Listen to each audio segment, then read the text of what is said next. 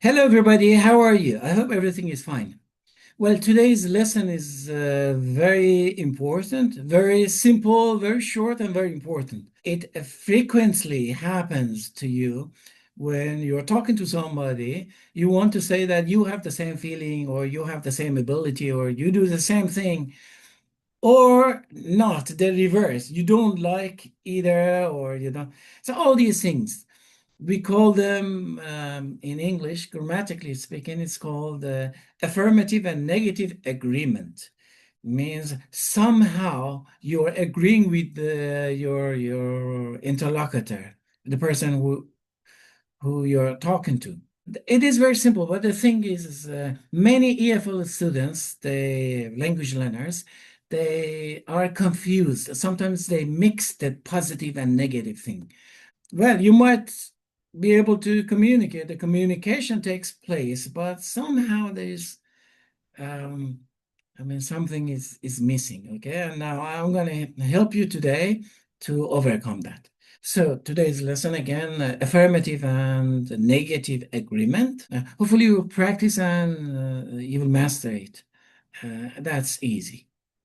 All right, maybe the best way is for me to show you on the screen how it works, okay, as formulae.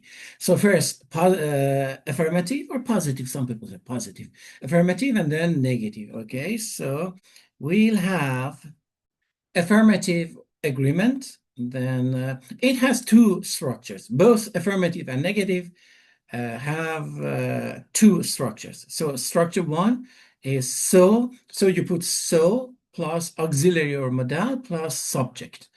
As an example, you can say she likes jazz, and then you can say so do I. Means you have the same feeling towards jazz, okay? So you feel the same.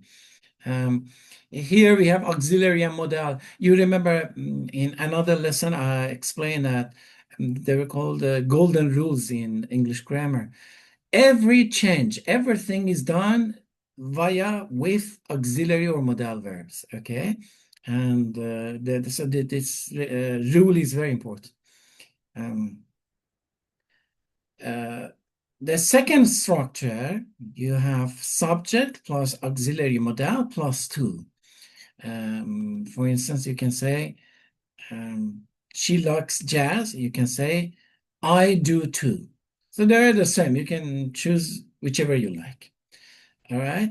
So much so good with the affirmative. And then we have negative agreement.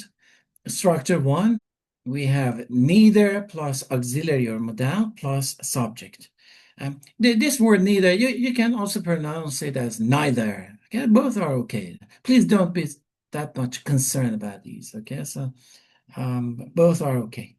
So you can say neither auxiliary modal plus subject. As an example, you can say they haven't left yet, neither have we.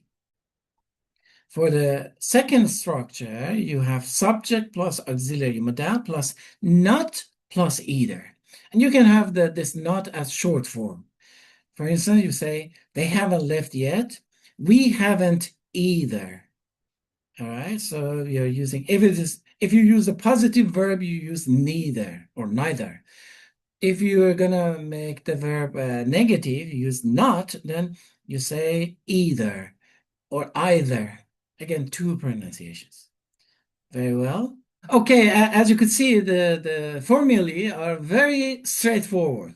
Okay, for affirmative, you have so plus auxiliary plus subject. So can I, for instance, okay, or you can say subject plus auxiliary plus two. I can too. And for negative, you have neither plus auxiliary plus subject, like neither can I, and then you have subject plus not the negative format of the auxiliary and either or either. Okay, I can't either. Very straightforward. Now, sometimes if you want to be less formal, okay, in colloquial speech, you can have even shorter format. Okay, so for instance, your friend says, I love ice cream. And you say, me too. Means you're agreeing, like very simply, okay, you use to, me too. For the negative one, Somebody says, like, I don't like ice cream, you say, me neither. All right. So me too for positive, affirmative, me neither for negative.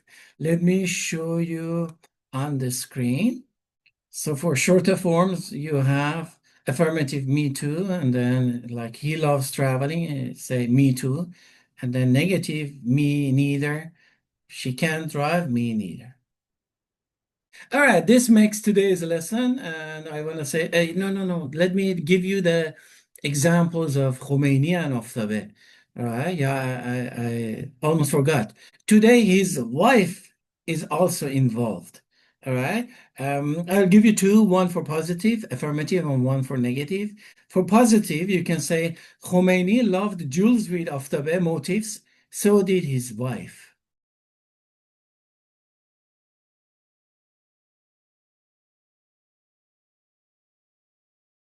And then for the negative affirmative, you can say Khomeini did not like to share his aftabeh. Yeah, hygiene was very important to him. His wife didn't either.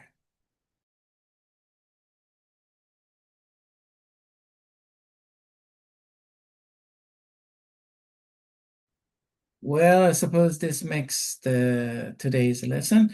Um, at the end, I'm going to give you a very short recap and, of course, some more examples. I'm not going to read them to you. Okay, just look at them and try. Again, remember that this can happen every day. This affirmative or negative agreement with your friends with whom you're talking, speaking. That is important. And as you could see, the formulae are very short and simple. Just try not to be confused and mix affirmative and negative. That would be, again, communication might occur, but the thing is, why not being accurate? All right, so much so good with today's lesson, and looking forward to seeing you soon as possible next time. Until then, goodbye.